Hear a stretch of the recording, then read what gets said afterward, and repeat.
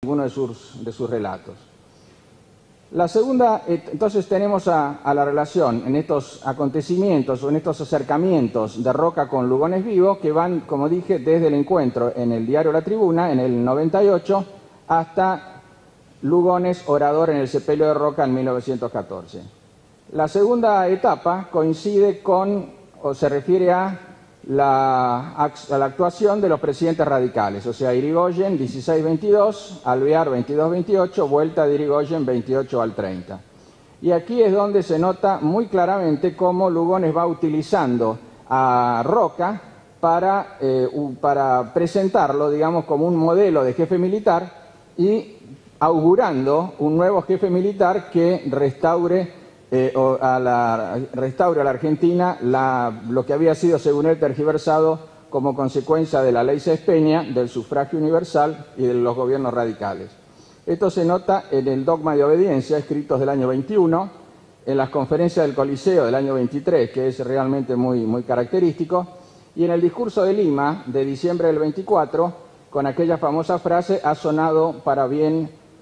de los pueblos nuevamente la hora de la espada. Esta frase, la hora de la espada, pasó a ser característica de esta etapa de la vida de Lugones,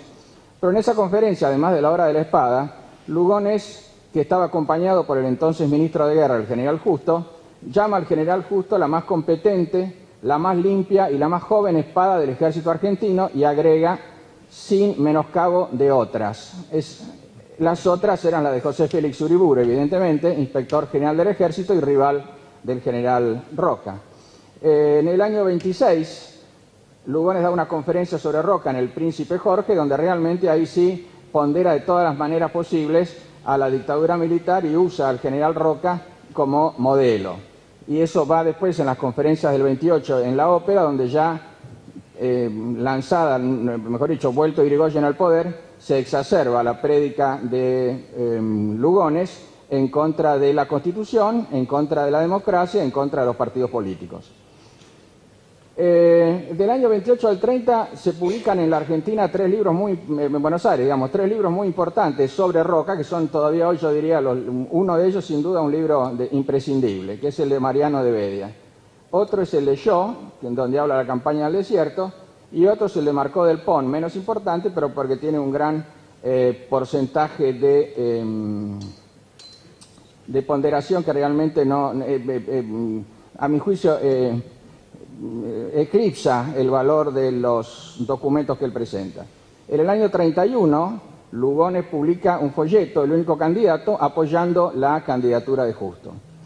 Tengamos en cuenta que a partir de allí Lugones se adscribe al uriburismo. ¿Qué quiere decir uriburismo? Es decir, aquellas personas que habían participado de la Revolución del 30 y de la crítica a Irigoyen, que consideró que el general Uriburu expresaba lo puro, expresaba lo patriótico, expresaba lo incontaminado, mientras que Justo era el que había trenzado con los políticos, el que había desnaturalizado la Revolución de Septiembre. Esto se ve claramente, por ejemplo, en las memorias de Carlos Ibarguren o en muchos discursos de Matías Sánchez Orondo. Esta es la línea que evidentemente sigue Lugones, y esto está muy claro además en los textos del hijo de Lugones, donde habla de la enemistad de él con el general Justo.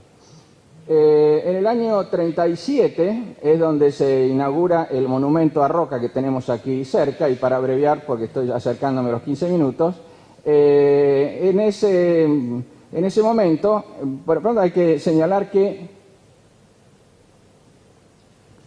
el año 37 se esperó hasta el año 37 porque así había una disposición que exigía que durante 25 años no se podían hacer monumentos ni homenajes en lugares públicos, ni dar nombres a lugares públicos durante el lapso de 25 años.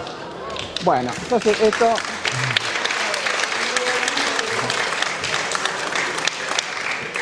esto se cumplió, y la comisión de homenaje al general Justo, que había sido constituida un tiempo antes, inaugura el monumento que tenemos aquí en la vecindad. El que inaugura el monumento es el presidente de la Nación, el general Justo, quien está acompañado del vicepresidente de la Nación, Roca hijo.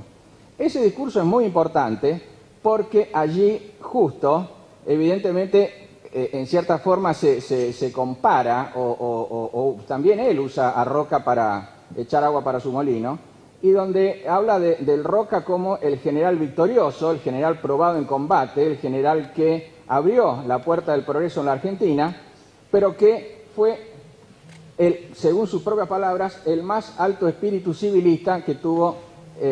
o con que ejerció el gobierno. Esto se contrapone absolutamente con los dichos de Lugones, con los crecientes dichos de Lugones, que estaba presentando a Roca cada vez más como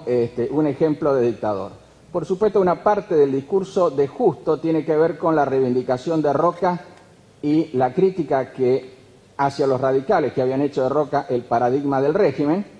y, en cierta forma, una enemistad absoluta frente a la causa y frente al régimen. Él reivindica la acción de Roca como gobernante y, haciéndose cargo de una de las tantas objeciones, tal vez una de las más importantes que se hizo del Roca gobernante, fue su desconfianza en la capacidad del pueblo para elegir gobernantes.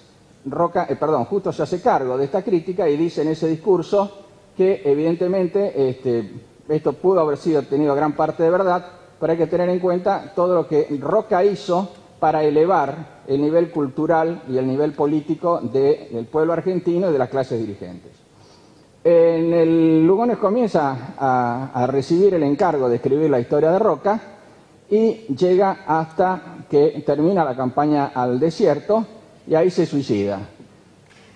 Queda la incógnita de qué hubiese dicho Lugones frente al Roca gobernante. Ese libro, la comisión se lo termina encargando a Mariano de Bedia, que escribe un libro realmente muy bueno y muy ponderable sobre lo que significó la acción de gobierno del general Roca, por supuesto favorable imagen del general Roca, pero es un libro que debe leerse con gran cuidado porque tiene